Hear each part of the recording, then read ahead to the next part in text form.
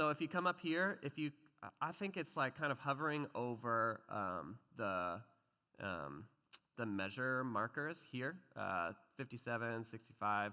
So if you're anywhere over that, you'll be able to click and drag up and down. Down is to zoom in, and up is to zoom out, okay? And this is kind of like a way that I kind of quickly navigate to like where I need to see what's happening or where I need to be at.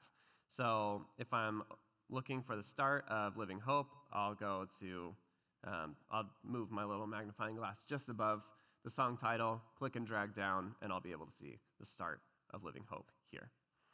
Cool, so these are usually key mapped. This is, if you're just on your laptop, usually this is really helpful when we're editing and we're not connected to kind of this whole rig. If I'm just on my laptop or in my office, I kind of generally try to key map these things ahead of time.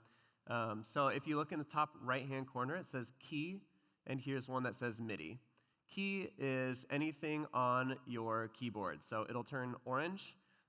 This is where you can select your locator.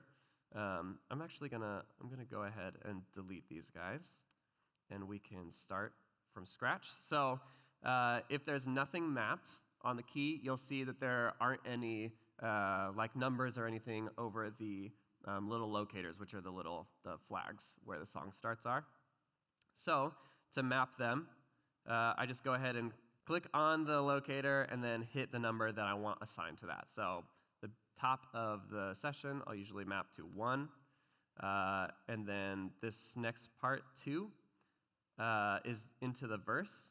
So why I don't want to map this one is because this is the start of the looping section, and we need to leave that open for actually this MIDI note here to be able to register that it needs to go back to that, meaning we can't double map something. So you just map it the one time with the MIDI, and we'll get into that a little bit later, okay? So mostly just song starts and then verse starts, and that's what we're looking for the locators for the starts of portions of the song. To continue on, number 3, Love's Calling Out. I'm going to map that to number 3. 4, Living Hope to 4, 5, and so on. So this is just a quick way for us to kind of navigate through our set. If we're like, hey, let's take it from Love Is Calling Out, I just can hit number 3, and it'll start us 1, right there. 2. Great. Cool. So the same idea is actually with the MIDI controller. So I come in here, and more often than not, things are going to be MIDI mapped, and we're kind of still in the beginning.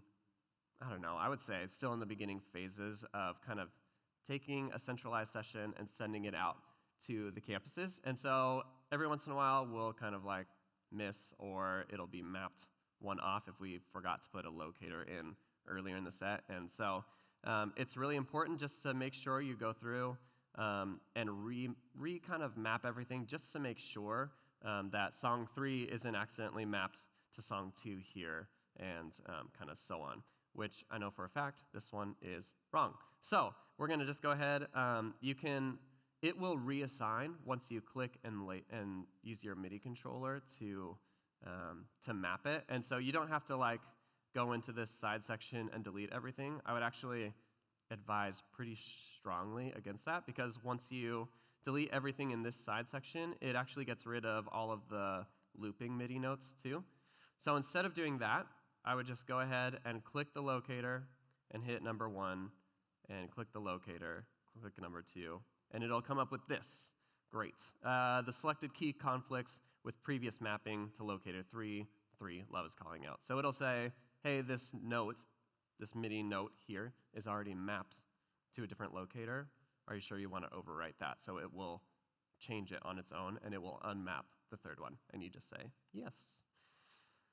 And so let's continue on through 3 to 3, and it'll continue doing that. So 4 says it's already mapped to number 5. That's okay.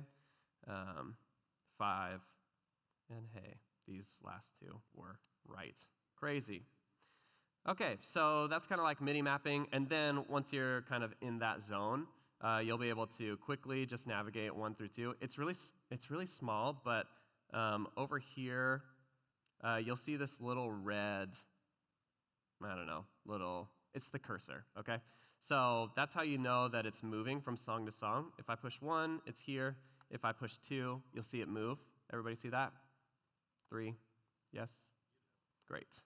So that's how you know kind of which song you're on. It's really subtle, but if you just look, it's right there. That's kind of like basic navigation through Ableton. If you're just like, hey, I just want to like come through and play through the songs really quick, put it in the PA. That's the way that you'll be able to quickly navigate your way through.